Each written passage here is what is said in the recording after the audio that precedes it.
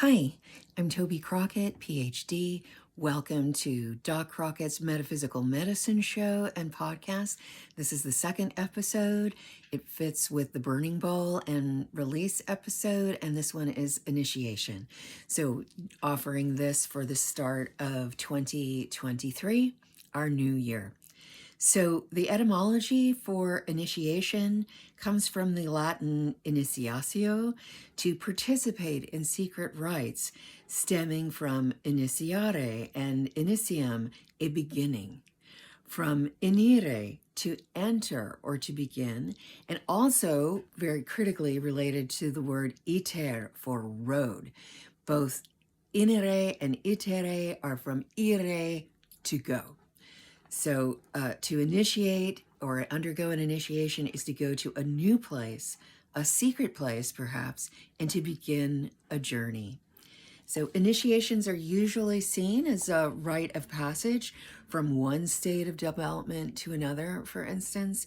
And say, for instance, like when an adolescent becomes an adult, that's one of the most common initiation ceremonies and demarcations that we have in our various global cultures.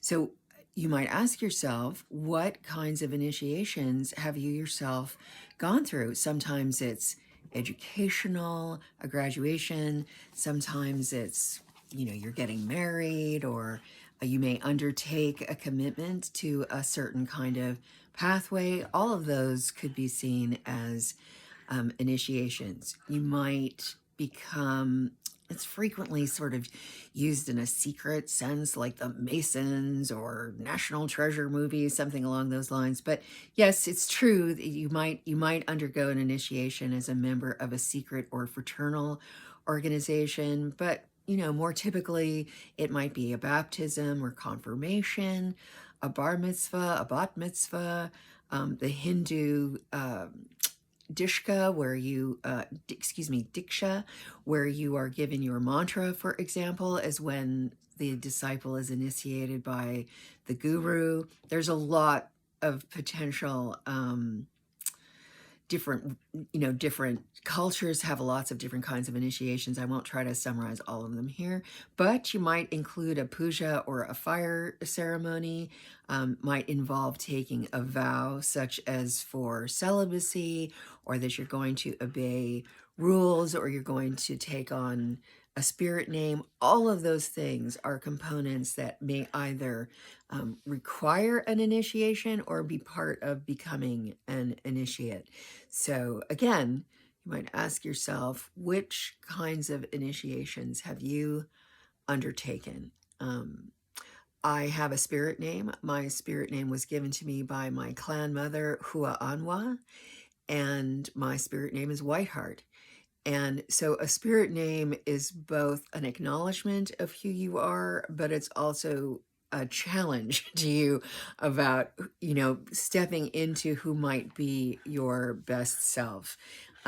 Getting a spirit name is a whole special topic, and we'll tackle that in greater depth another time, but it can be a really wonderful part of your life.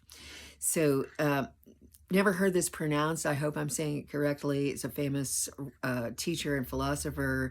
Mircea Eliade describes initiation as a basic change in existential condition. So you're changing fundamentally who you are, in which the participant reorganizes and resacralizes the sacred and profane, so that the world becomes, quote, a sacred work, a creation of the gods. When we become initiates, we are participating in the furtherance of that belief system and belief creation.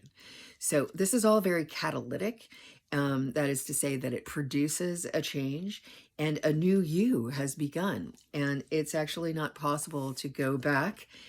Ice may return to water, and you can change various physical states, but undoing a spiritual initiation is usually pretty hard.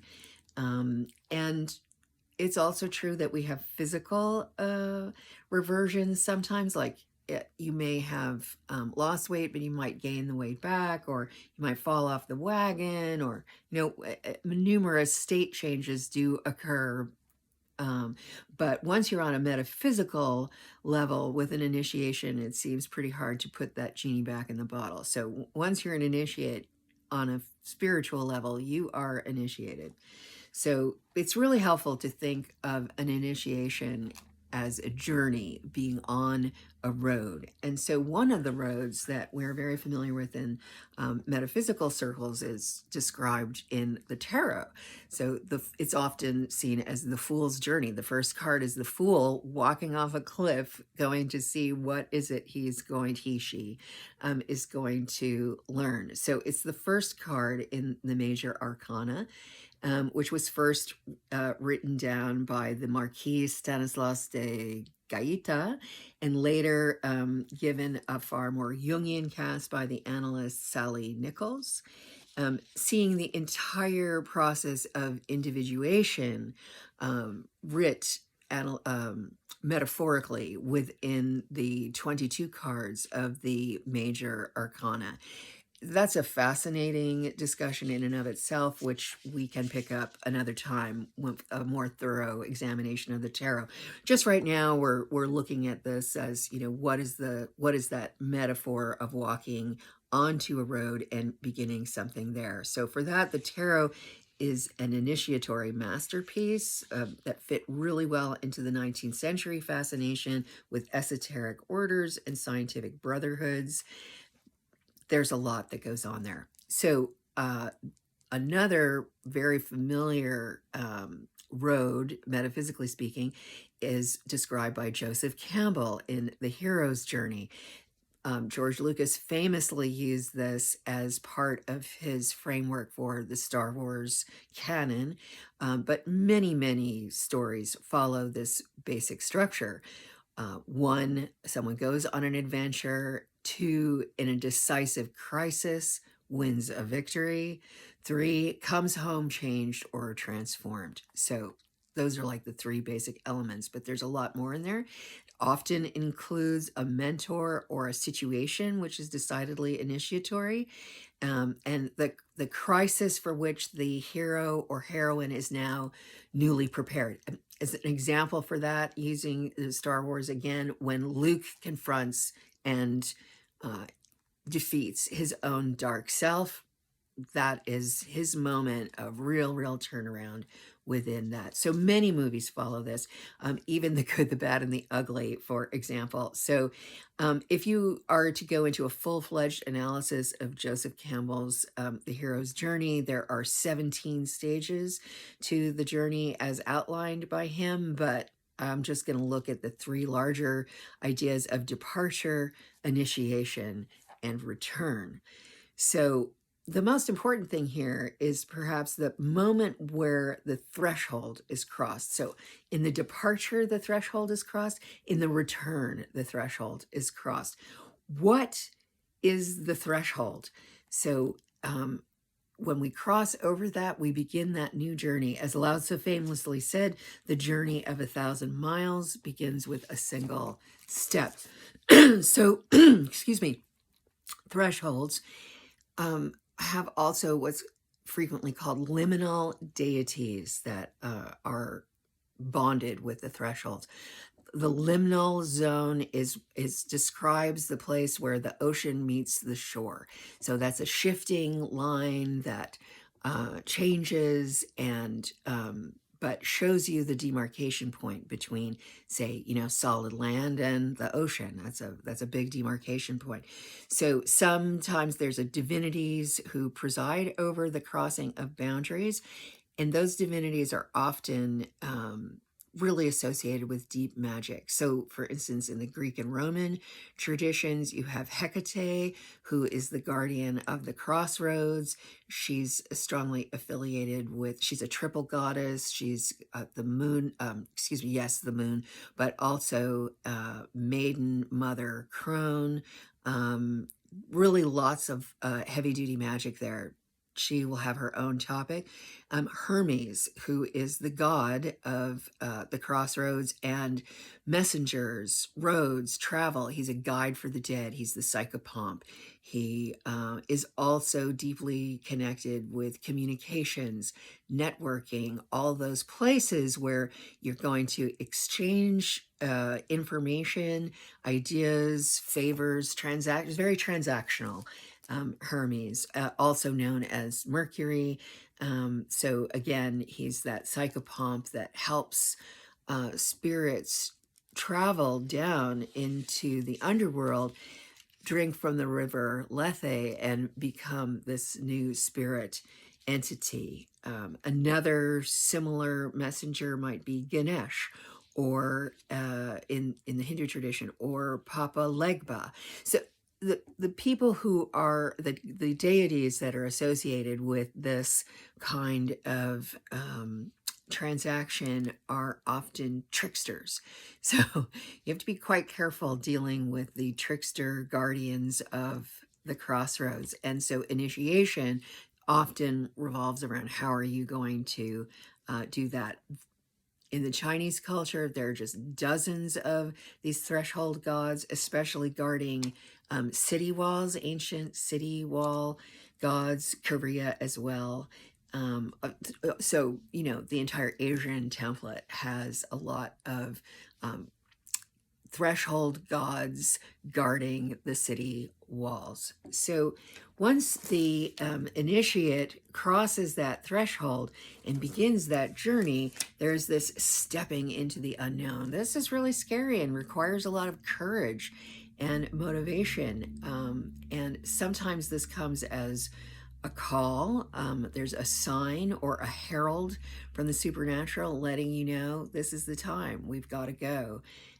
And so sometimes people hear the call to adventure as an internal thing that pops up for them. There may be a dream, or you may have an idea you simply cannot let go of. It is speaking to you. You are called to undertake that journey. And, I would really counsel you not to ignore your inner voice telling you that it's time.